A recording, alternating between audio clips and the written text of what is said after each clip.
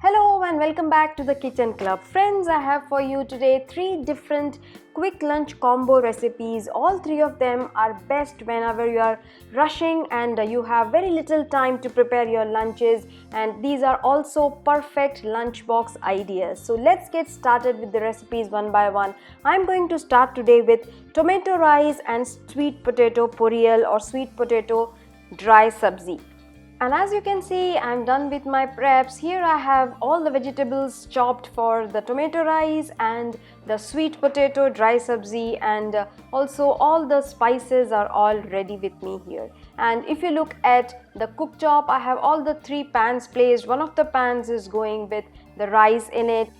So I've taken around 2 teaspoonful of oil and then adding a teaspoonful of mustard seeds and urid dal in it, and as soon as the mustard seeds have spluttered, I'm adding all these masala, 1 bay leaf, some fennel seeds, 1 cardamom and 1 clove, and then adding a cupful of chopped onion, sprinkling some salt to speed up the process of cooking of onions, and as soon as it has started turning a little golden brown, I'm adding 1 green chilli, chopped ginger around 1 teaspoon, some curry leaves and red dried chilies. Please check the description box for the quantity of each ingredient used, and then adding some turmeric powder when the onions have turned golden brown, and then adding 2 cups full of chopped tomatoes. I would let this cook for a while, keeping it closed with a lid, and while this is cooking, I'm going to start preparing my sweet potato dry sabzi. So for that, I'm going to add around 2 to 3 teaspoons full of oil, and then adding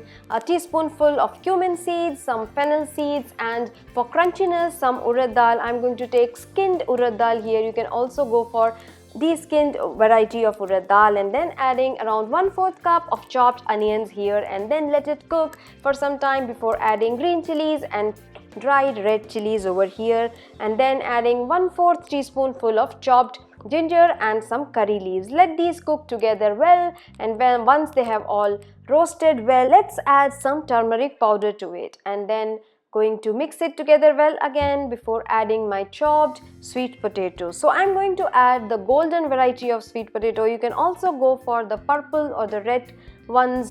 Each one of them tastes equally good and are equally nutritious. So I'm going to mix them together well, and then going to sprinkle very little water to it, close it with a lid, and let it cook for around 2 to 3 minutes. It would not take too much time. It should be just ready in 2 or 3 minutes. So let's have a look at our tomato rice masala. The tomatoes are nicely cooked. I'm going to add some salt to it now, mix it together well, and then add my cooked basmati rice to it.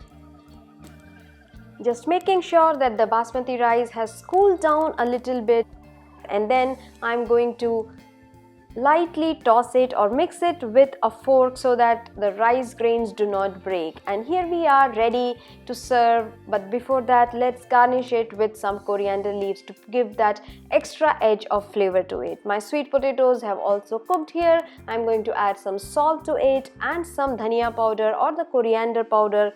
If you want, you can also add some red chilli powder here for that extra spicy poriyal or the dry sabzi.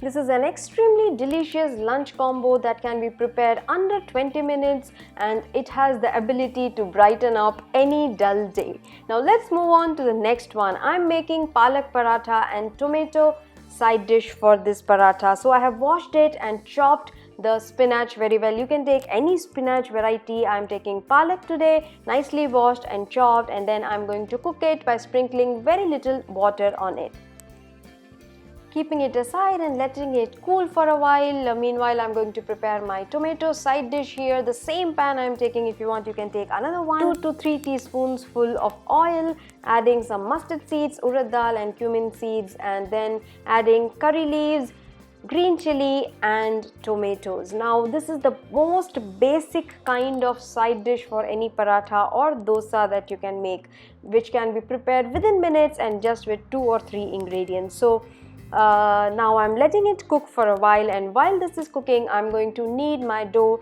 for the palak paratha. For the dough, I am taking 2 cups of atta or whole wheat flour, a tablespoonful of gram flour or besan, salt, ajwain or carom seeds, turmeric powder, Jeera powder or the cumin seeds powder, red chilli powder, a teaspoonful of grated ginger. You can also use ginger paste here alternatively, and then some oil. Let's mix all of these together well before adding our cooked palak in it and then starting to knead. We can mix everything together, and then if required we can add some water little by little. Lukewarm water is a much preferred option here. So now our dough is ready. It's not a very thick dough nor a very soft one, just a medium one like we make for normal parathas, and I'm going to let it sit for 10 to 12 minutes. Meanwhile, let's have a look at our tomatoes. Yes, they have cooked really well. Now I'm going to add some salt and a teaspoonful of powdered jaggery. If you want, you can also add some red chilies powder here. I've already added green chilies and I do not want it to be too spicy, so I'm not adding it at the moment. And this is almost done, just 1 or 2 minutes more for it to perfectly get cooked. I'm rolling my parathas now and I will start roasting them one by one, greasing it with oil or ghee, whichever you like, and our parathas are ready to be served. Here we go with our very quick to prepare tomato side dish. Now let's move on to the third one. I am making carrot rice along with some potato fry or potato varuval. I have sliced the potatoes very thin and then added some turmeric powder and red chillies powder along with a little bit of salt and mixing them together well. This makes sure that the spices mix really well with the potatoes. And now I'm going to add some oil, around a tablespoonful of oil, then adding around 1/4 teaspoon of mustard seeds, a teaspoonful of Urid Dal, then adding some Saunf or Fennel seeds and let them splutter really well before adding some asafoetida and then adding our potatoes which we have already mixed with the spices. Let it cook in very low heat for around 5 to 7 minutes, and meanwhile let's start preparing the carrot rice masala. So again 2 to 3 teaspoons full of oil, mustard seeds, jeera and urad dal, and once they have all splattered, adding the onions, finely chopped ginger, curry leaves and green chilies. I'm going to mix it together well, adding some salt to speed up the process, and then once the onions have started turning golden brown, adding some turmeric powder to it and mixing it all together well again before adding the grated carrots.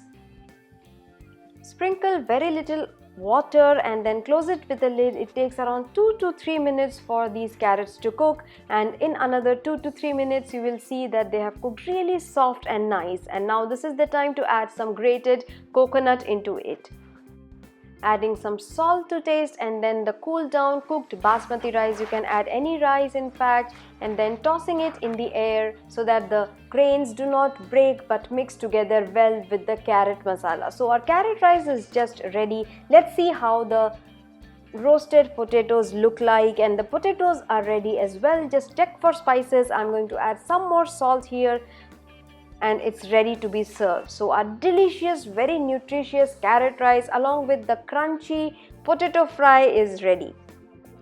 Hope you liked this video. Do not forget to hit on the like button, share your comments with me, and also subscribe to the channel if you are watching it for the very first time. I will see you next time in my next video. Till then, take care.